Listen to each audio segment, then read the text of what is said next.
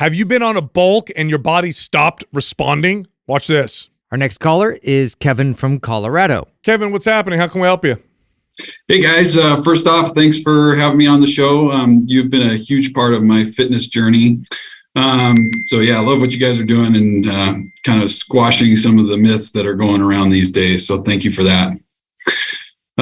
So just to kind of get started, I just want to give you a little bit of background on where I'm coming from. So I'm 32 years old, I weigh about 205 pounds. I've been working out consistently for about 5 years or so. And most of that, I was probably overtraining. But recently in the last 2 years or so, I've started to realize that. And so I've shifted more to your anabolic style programming and started eating a lot better. When I first started working out, I was about 160 pounds, definitely under eating and overtraining. So that was just a bad mess.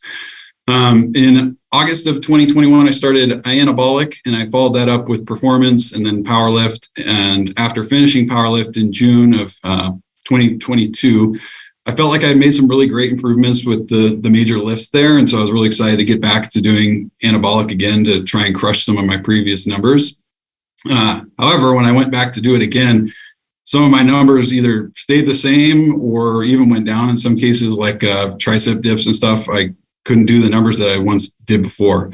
So as far as like diet goes and stuff, I consistently log Monday through Friday, hitting at 220 grams of protein, 3,500 calories. And then on the weekends, I just kind of, just relax a little bit, and I don't eat out a whole lot, don't drink a whole lot. Yeah. And so I'm just kind of feeling that my goal is to get to 210, 215 maintenance weight, and bulk up. I've always been skinny, so I'm just trying to get there. And I'm just starting to get a little frustrated with why my strength isn't progressing, when I feel like my diet's been pretty squared away. So my questions to you are, do you have any suggestions of things that maybe I could do differently, to see more muscle growth?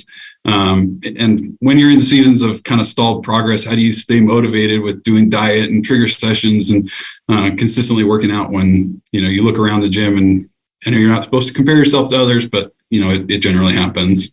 Kevin, how long have you been trying to build, and when was the last time you did a cut? So I've been basically on a consistent bulk since probably 2019 when I was down in the 160s. And for most of that time I was on a bulk. I'd say within the last maybe 2 or 3 months, I've been doing what you guys have recommended about a mini cut. So I just got off a mini cut last week, so I'm back on to bulking again. How long was the cut for? Just a week. Oh. Yeah, no. I would do a more focused cut. I would go on a, do you know what your body fat percentage is? According to like one of those scales, that measures the impedance, I think it's like around 14, but I've never actually like physically measured it. So there's two things here. One, something's different. So when people are like, I did the same exact thing as before and it doesn't work, nothing is exactly the same. So something is different, whether it be stress, sleep, diet, intensity, intent. I mean, it could be something, one of those things. So something's different. Life changes all the time, which Sure. means, you want to change your approach, especially if you're going to do this for the rest of your life. Number two, if since 2019, the longest you've been in a calorie deficit is a week, I would say, let's change gears. Yeah. Let's see if we can get you down to single digit body fat. I would go, let's get you on a cut and interrupt the cut with mini bulks until we can get you down to visible abs, which will be probably around 10 to 9%.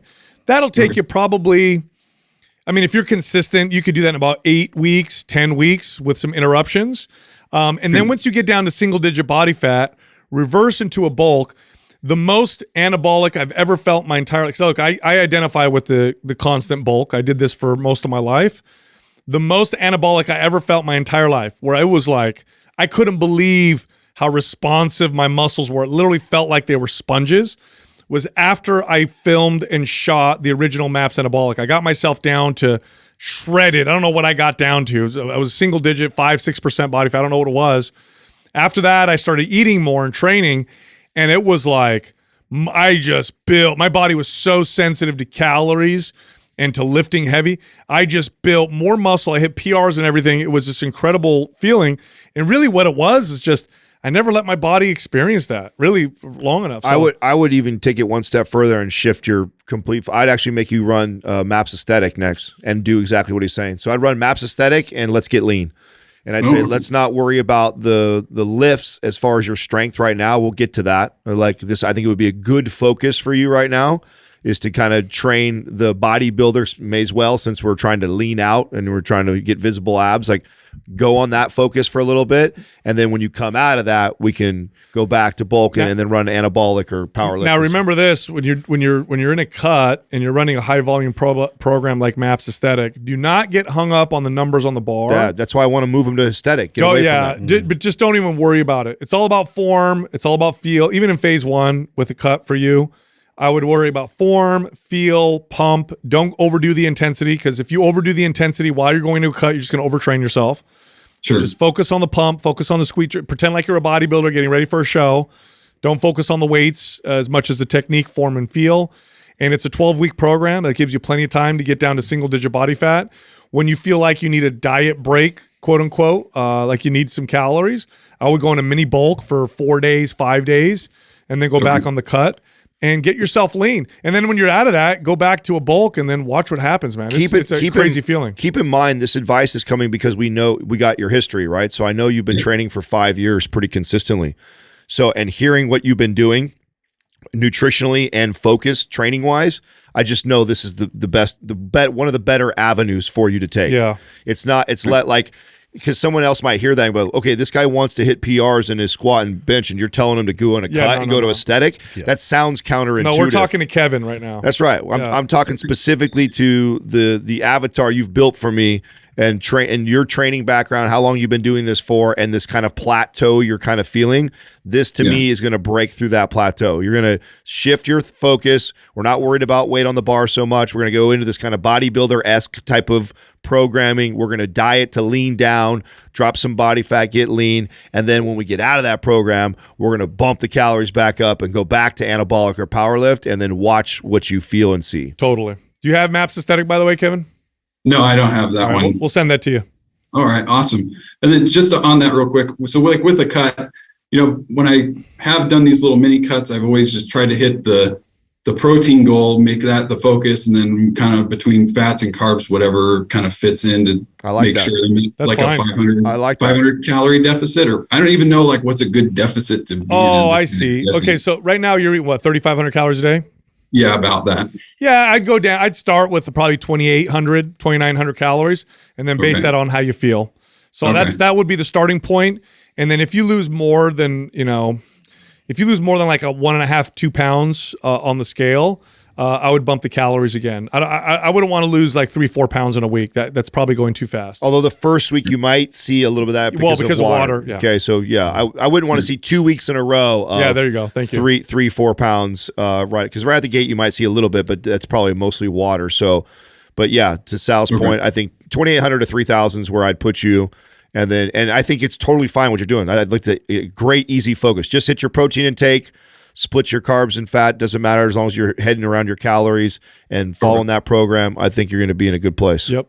Okay. Awesome. All right. And then just the second part of my question was that right now, like it kind of feels like since I have been in a bulk for so long, that I'm kind of like force feeding myself. And I assume after you go into a cut for a while, coming back to a bulk, your hunger and appetite. This is also these are all signs. This is also why I asked that. That's why my question first was to you was when was the last time you did a real cut? Is because I think it's going to promote you being able to eat more and want more, and then you're going to be Sal's point of being depleted and then refeeding. It's going to serve your body well. You just got to be patient, trust the process, believe in us. Follow what we're saying, and then when you get back to anabolic or power lift, it'll blow your mind. Yeah, you're gonna feel amazing, look amazing, and be hungry and fueled. You're gonna like it. Well, I appreciate that. Thank you guys very much for all your advice. You got it, man. You remember the first time experiencing that, like where you actually did a cut, and then you came out of it, and you're like, I missed out on all this. I mean, I've said that I felt more anabolic from that than I did from steroids, which is a strong ass statement, but I did. I mean, I really felt going in a hard cut for an extended period of time and then coming out and refeeding and It's like your muscles. That week of exercising is like, I mean, part of the draw to competing for me became the week after the show was over. I look forward to that more than anything else. I know I'm about to get myself in the best shape of my life, which is cool. But the week after, the way I felt, the way I looked, I mean, everything. Especially with something like that, because then you still maintain most of the leanness. Yeah. It's just muscle that packs on your body. But even besides that, like just resensitizing your muscles, your body, your psyche to food is huge. It's no different than the advice we give someone who's always trying to lose weight. And we tell them to try to reverse That's why your guys' advice made a lot of sense to me. It's like, he's been in this bulk for so long, and it's like a chore at this point, and to where the body's not even receiving the nutrients the way it used to initially in the beginning. So to interrupt that entire process, I think is going to be fantastic. I knew it. That's why I asked him right away. Yeah, you hit the nail right on the he's head. been on a 5-year bulk right now. Totally.